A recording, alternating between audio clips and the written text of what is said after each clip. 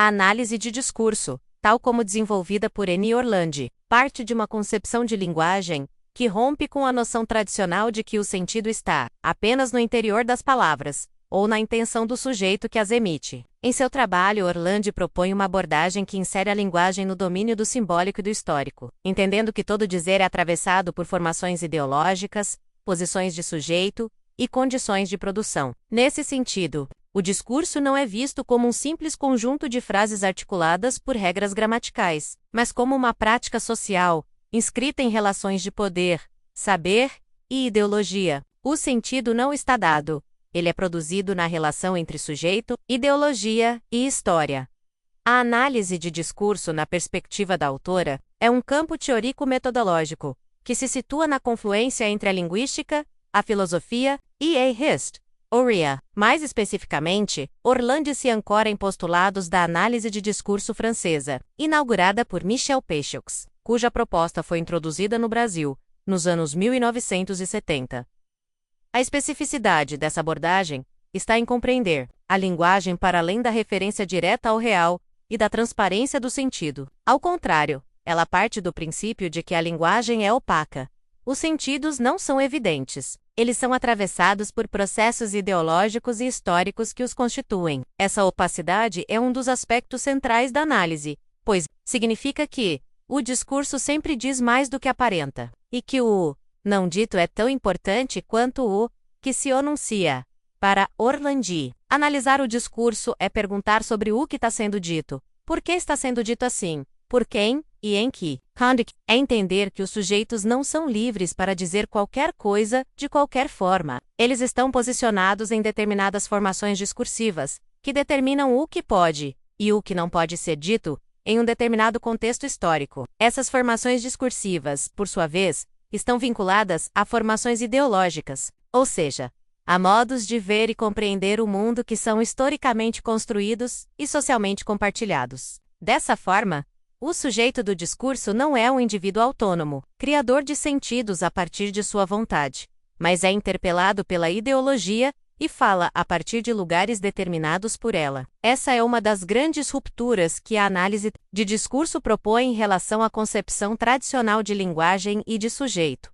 Nesse contexto, N. Orlandi traz contribuições fundamentais para a consolidação da análise de discurso no Brasil, adaptando a teoria francesa às especificidades da realidade brasileira. Sua produção teórica é vasta e abrange desde aspectos mais conceituais até análises empíricas de discursos diversos, como os da mídia, da política, da educação e da ciência. Ela nos mostra que o discurso não é algo que paira no ar, mas algo que circula em práticas sociais concretas e que participa da constituição dos sentidos e das subjetividades. Assim, ao analisar um discurso, não se trata apenas de descrever sua estrutura linguística, mas de compreender os efeitos de sentido que ele produz e os modos como ele participa da construção da realidade social. A materialidade do discurso, outro conceito-chave na teoria de Orlandi, refere-se ao fato de que o sentido se constitui na relação entre linguagem e história, ou seja, não há sentido fora de uma materialidade específica,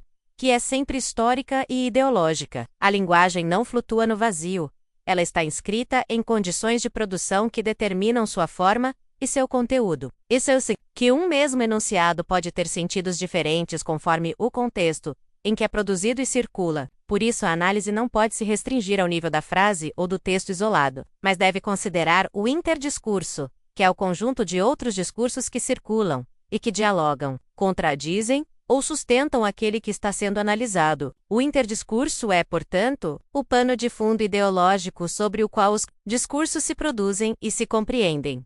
Outro aspecto fundamental da abordagem de Orlandi é a noção de silenciamento e apagamento discursivo. Nem tudo o que poderia ser dito é de fato enunciado. Existem forças sociais, históricas e ideológicas que regulam a produção dos discursos, permitindo que certos sentidos circulem livremente, enquanto outros são silenciados ou interditados. Esse silenciamento pode ocorrer de forma explícita, por meio da censura, ou de forma mais sutil, por meio da ausência de determinadas vozes e perspectivas nos espaços de enunciação. Analisar o discurso é, também, tornar visíveis esses silenciamentos e compreender o que eles nos dizem sobre a estrutura social e as relações de poder, que organizam o campo discursivo.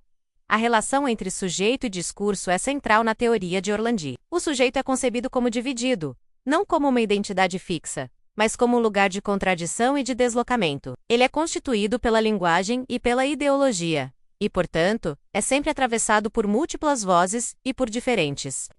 Assim, a análise de discurso nos ajuda a compreender como os sujeitos se posicionam e são posicionados no espaço social, como eles assumem ou resistem aos lugares que lhes são atribuídos, e como os discursos contribuem para a construção dessas posições. Isso tem implicações importantes para a compreensão das disputas simbólicas que atravessam a sociedade, como as disputas por legitimidade e por autoridade, por visibilidade e por reconhecimento. Orlandi também destaca a importância da memória discursiva, que é a forma como os discursos se relacionam com o passado e com os discursos que os precederam. A memória discursiva não é uma simples repetição do que já foi dito, mas uma reatualização que produz novos sentidos. Ao falar, os sujeitos retomam discursos anteriores, reelaboram-nos, resignificam-nos. A memória discursiva, portanto, é um elemento fundamental na produção de sentido, pois ela mostra que todo dizer carrega um já dito, que o antecede e o constitui. Esse já dito pode ser retomado de forma afirmativa ou contestadora, e é nessa relação com a memória que se configuram os movimentos de continuidade e ruptura nos discursos. A análise de discurso, segundo Eni Orlandi, tem se mostrado uma ferramenta poderosa para a leitura crítica dos processos sociais, políticos e culturais. Por meio dela, é possível desvendar os mecanismos pelos quais os sentidos são produzidos, naturalizados e disputados no espaço público. Isso é particularmente relevante em contextos de polarização política, de disputas por hegemonia e de circulação intensa de discursos nos meios digitais. A análise de discursos midiáticos, por exemplo, permite compreender como certos sentidos se impõem como verdades, como certos grupos sociais são representados e como determinadas narrativas são legitimadas em detrimento de outras. Do mesmo modo, o estudo do discurso político revela os modos como os líderes constroem sua imagem, convocam adesões e produzem identidades coletivas. Além disso, a análise de discurso pode ser aplicada em diferentes campos do conhecimento e em diversas práticas sociais. Na educação, ela permite refletir sobre as relações entre linguagem, ensino e aprendizagem, problematizando as formas como os saberes são construídos e transmitidos. No campo da saúde, ela contribui para a compreensão das relações entre profissionais e usuários, dos discursos sobre corpo, donca e cura, e das políticas públicas. No campo jurídico, a análise de discursos jurídicos permite problematizar os modos como o direito é enunciado e aplicado, evidenciando os efeitos de poder e os dispositivos ideológicos que atravessam a linguagem jurídica.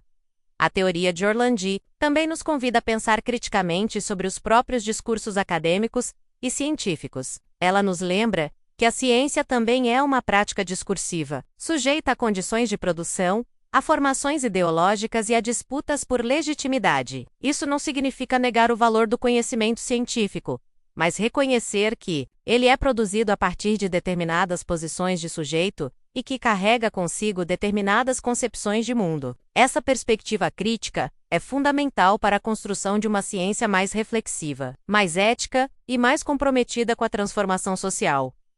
Por fim, é importante destacar que a análise de discurso, segundo Eni Orlandi, não é uma técnica pronta a ser aplicada mecanicamente. Ela exige uma postura teórica e ética do analista, que deve estar atento às complexidades dos processos discursivos e disposto a questionar as evidências e os sentidos cristalizados. Analisar o discurso é, portanto, um exercício de escuta, de interpretação e de intervenção. É um trabalho que requer sensibilidade para os movimentos do sentido, para os silêncios, para as contradições e para os deslocamentos. É também um gesto político, no sentido de que nos permite compreender e problematizar as formas como os discursos participam da constituição do mundo social, das identidades e das relações de poder. A obra de Eni Orlandi continua sendo uma referência indispensável para quem deseja compreender a linguagem de forma crítica, situada e histórica. Sua contribuição para os estudos discursivos no Brasil é inegável, e sua teoria permanece viva, desafiando-nos a olhar para os discursos com mais atenção, com mais cuidado e com mais consciência dos sentidos que produzimos, reproduzimos ou contestamos ao falar, ao escrever e ao interpretar o que é dito.